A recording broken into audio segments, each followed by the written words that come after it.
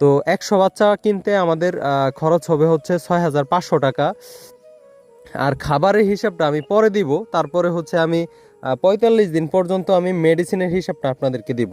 মেডিসিনের হিসাবটা হচ্ছে অনেকে আসলে দেখছি আমি যে 1,000 মুরগির যে পরিমাণ মেডিসিন লাগে, অনেকে 100 মুরগি পালনের জন্য এই পরিমাণ মেডিসিন নিয়ে আসে।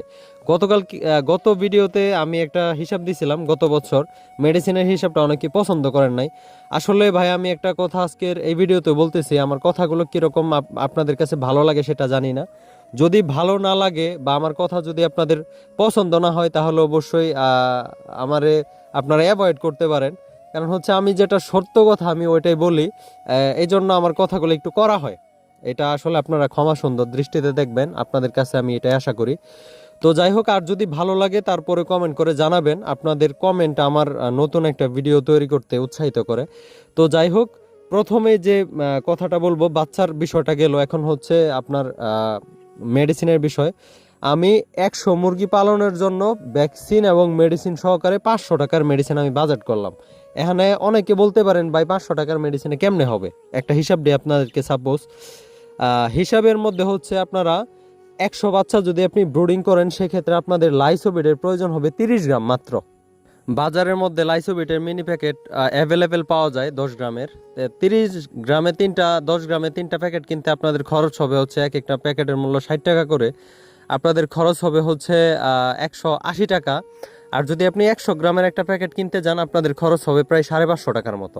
তো যাই হোক, 180 টাকার হচ্ছে লাইসোবিট। তারপরে হচ্ছে আপনাদের লাগবে একটা থায়াবিন। থায়াবিনের দাম হচ্ছে 100 টাকা। তাহলে 160 আর হচ্ছে 260। আর তারপরে আপনাদের একটা অ্যান্ড্রোসিনের খরচ হবে 130 টাকার মতো। তো এই সব, একটা রেনামাইসিনের দাম হচ্ছে 100 টাকা। এই সব কিছু মিলায়া আপনাদের খরচ হবে ধরেন 500 টাকার মতো। আমি ভ্যাকসিন বাবদ খরচ ধরলাম এখানে আরও 200। এখানেও অনেকে জানি যে ভাই 200 টাকার ভ্যাকসিনে কিভাবে হয়ে যায়। আপনাদের মূলত হচ্ছে মাংসের জন্য পালন করতে হলে 3টা ভ্যাকসিনে এনাফ।